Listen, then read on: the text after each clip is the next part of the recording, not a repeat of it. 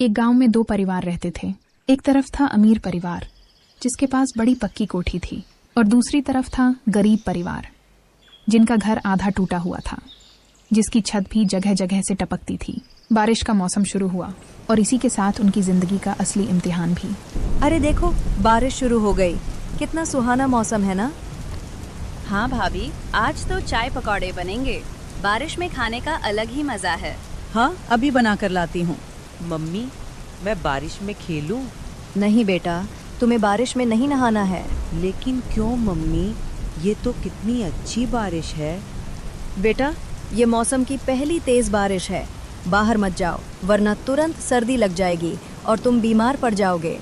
इस मौसम में अमीरों को भी अपना ख्याल रखना पड़ता है। उनकी मजबूत कोठी में बारिश की आवाजें सिर्फ एक सुरीली संगीत की तरह थीं, जो आंतरिक सुकून को बढ़ा रही थी। और उसी वक्त उस कोठी से कुछ ही फासले पर गरीब परिवार की छत का इम्तिहान शुरू हो चुका था। ये तो मुसीबत हो गई। बाहर बारिश तेज हो गई है और बाहर चूल्हा जल नहीं पाएगा। आज अंदर धुआं करके ही खाना बनाना पड़ेगा। हाय रब, अंदर चूल्हा जलाया तो ये छोटा सा कमरा धुएं से भर जाएगा और बच्चों का सांस लेना मुश्किल हो जाएगा।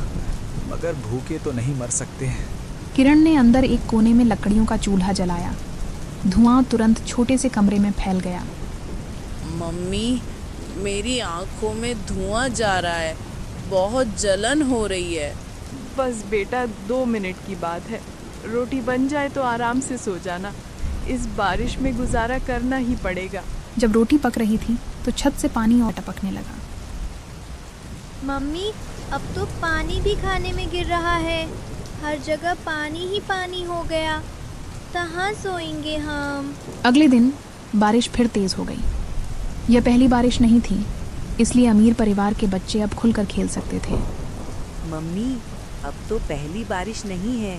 क्या अब मैं छत पर जाकर बारिश में खेल सकता हूँ? जल्दी बताएं। हाँ बेटा, अब जा सकते हो, मगर ज्यादा देर नहीं नहाना। और ध्यान रखना, फिसलना नहीं। जाओ, खूब मस्ती करो। वाह, शुक्रिया मम्मी। आरव तुरंत कोठी की मजबूत छत पर दौड़ गया। सोनल, देखो जरा आरव को, कैसे मछली की तरह तड़प रहा है बारिश में। कितना खुश है मेरा बच्चा। हाँ भाभी, बचपन में बारिश में नहाने का अपना ही मजा है। लेकिन देखो, वो सामने कच्ची झोपड़ी वाले रवि के बच्चे कैसे खिड़की से हसरत से झांक रहे हैं। हाँ बेचारे, उनकी छत तो टपक रही होगी। अल्लाह सबका भला करे। अरे भाभी, आप भी किसका सोचने लगी? इन लोगों को तो आदत होती है। गरीबों का काम ही रोना धोना है। हम क्यों अपना मूड खराब करें? हाय, वो कितने मजे कर रहा है। काश हमें भी इजाजत मिल जाए और हमारे घर में भी पक्की छत होती। दीदी, हमें तो बारिश में नहाने से पहले ही बुखार हो गया है। उस रात कच्चे घर में स्थिति और खराब हो गई। टपकने वाला पानी, अंदरूनी सीलन और टूटी हुई दीवारों से आने वाली बदबू ने घर में रहना दूभर कर दिया। मम्मी, मुझे बहुत सर्दी लग रही है। मेरा सर भी बहुत गर्म है। हे भगवान, इसे तो तेज बुखार हो गया है। ये सब बारिश के पानी और इस कच्ची जगह की वजह से हुआ है। हम क्या करेंगे? किरण तुरंत राहुल को लेकर नजदीकी डिस्पेंसरी में डॉक्टर के पास गई। बुखार तेज है। बच्चों को तुरंत साफ और सूखी जगह पर रखें। अगर ऐसा नहीं किया तो इन्फेक्शन फैल सकता है और हालत बिगड़ सकती है। लापरवाही न करें। ये अल्फाज किरण के दिल में तीर की तरह लगे। वह जानती थी कि उसके घर में साफ और सूखी जगह नाम की कोई चीज नहीं थी। इधर अमीर कोठी में राधा ने अपनी बालकनी से देखा कि रवि की पत्नी किरण डॉक्टर के पास से राहुल को लेकर आ रही हैं। मम्मी जी, राहुल को तेज बुखार हो गया है। यकीनन ये सब उस कच्चे और गीले मकान की वजह से है। हमें उनकी मदद करनी चाहिए। हमें क्या हम गांव के हर गरीब की मदद करेंगे? ये उनकी समस्या है। मम्मी, हम उनकी मदद क्यों नहीं करते? हमारे पास इतना बड़ा घर है और उनके पास तो सोने की भी जगह नहीं। हम इन्हें अपने घर बुला लेते हैं। आरव की बात ने एक लम्हे के लिए सबको खामोश कर दिया। मासूमियत में बड़ी सच्चाई होती है। राधा ने उसी लम्हे एक बड़ा फैसला कर लिया। राधा खुद किरण के कच्चे मकान पर गई और अंदर का हाल देखकर उनकी आंखों में पानी आ गया। किरण दीदी, मेरी बात सुने। आप लोग बच्चों को लेकर हमारे घर आ जाएं। यहाँ उनको सूखी जगह मिलेगी और राहुल जल्दी ठीक हो जाएगा। नहीं बहन, हम आप पर बोझ कैसे बने। प्लीज, ये इंसानियत है।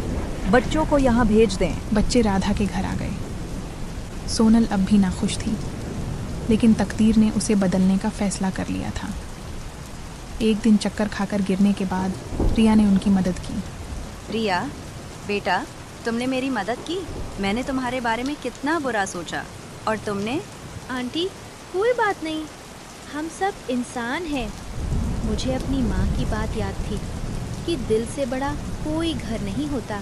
तुमने आज मुझे सिखा दिया रिया, दिल बड़ा होना चाहिए, दौलत या ऐना नहीं। मैंने अपना बचपन सिर्फ खिलौनों में बर्बाद कर दिया, पर तुमने इस छोटी सी उम्र में इंसानियत सिखा दी। सोनल का गुरूर टूट चुका था। उसने अपनी गलती तस्लीम की और बच्चों को गले लगा लिया। बच्चों को राधा के यहाँ छोड़कर रवि ने अपनी सारी ऊर्जा अपने 2 मंजिला घर के सपने पर लगा दी। किरण, अब मैं एक लम्हा जाया नहीं करूंगा। मैं दिन रात एक कर दूंगा। ईंटें और सीमेंट नहीं, पक्की मिट्टी और लकड़ी जमा करूंगा। हम भी एक पक्की छत बनाएंगे। रवि ने जुनून की हद तक मेहनत की। वह एक साथ 3-3 जगहों पर मजदूरी करता, ईंटों के भट्ठे पर, लकड़ी काटने पर और सीमेंट फैक्ट्री में। उसकी यह मेहनत देखकर राधा ने भी खामोशी से, किसी को बताए बिना, रवि को कुछ माली मदद पहुंचा दी। इन दोनों की कोशिशें और रवि की खून पसीने की कमाई रंग लाई। 6 महीने बाद रवि की खून पसीने की कमाई और राधा की खामोश मदद से उनका मजबूत 2 मंजिला घर गांव के बीच खड़ा था। रवि, क्या ये सच है? क्या हमारा अपना मजबूत मिट्टी का 2 मंजिला घर बन गया? अब इसकी छत नहीं टपकेगी। हाँ किरण, मैंने वादा किया था। ये सिर्फ घर नहीं, ये हमारी मेहनत की मजबूत नींव है। अब मिट्टी का बना हुआ ये मजबूत घर भी बारिश का मुकाबला करेगा। रिया और राहुल अपने नए घर को हैरत से देख रहे थे। इसी समय राधिका, सोनल और आरव उनके नए घर को देखने आते हैं। रवि, किरण, ईश्वर आप लोगों को हमेशा खुश रखे। आपने मिट्टी से कितना शानदार और टिकाऊ 2 मंजिला घर बना लिया। ये गांव के हिसाब से बहुत मजबूत है। वाकई ये बहुत शानदार है। मिट्टी के घर में भी कितनी खूबसूरती हो सकती है। राधा बहन, आपका एहसान मैं कभी नहीं भूलूंगा।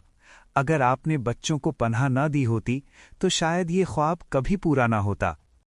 एक बार फिर वही मूसलाधार बारिश शुरू हो चुकी थी, लेकिन इस बार रवि के घर में कोई खौफ नहीं था, सिर्फ खुशी। पापा, बारिश बारिश आ गई। मुझे बारिश में नहाना है, बाहर नहीं, अपनी पक्की मिट्टी की छत पर। रवि और किरण ने एक दूसरे को देखा और खुलकर मुस्कुरा दी। उनके बच्चों का ख्वाब पूरा हो चुका था। जाओ बेटा, खूब नहाओ, हमें अब कोई डर नहीं। रिया और राहुल छत पर खुशी से नाचने लगते हैं। रिया, राहुल, वाह, क्या ये पक्की मिट्टी का घर इतना मजबूत है? क्या मैं भी तुम लोगों के साथ ऊपर छत पर आ सकता हूँ? रू रू। बेटा, तुम गीले हो जाओगे। नहीं आंटी, सोनल, आरव को आने दे। जाने दो सोनल, आज उन्हें खुश होने दो। आरव, अब हमारी भी मजबूत मिट्टी की छत है। आज हम सब एक साथ खेलेंगे, और दिल तो हमारे हमेशा से बड़े थे। राधा और सोनल नीचे खड़े छत पर बारिश में मस्ती करते हुए बच्चों को देख रही थीं। रवि का 2 मंजिला मिट्टी का घर गांव में मेहनत और इंसानियत की नई मिसाल बन चुका था। रवि, अब बारिश आए तो डर नहीं लगेगा। मुझे आप पर फख्र है। हाँ किरण, ये सब तुम्हारे और बच्चों के लिए है। अब हम आराम से रहेंगे।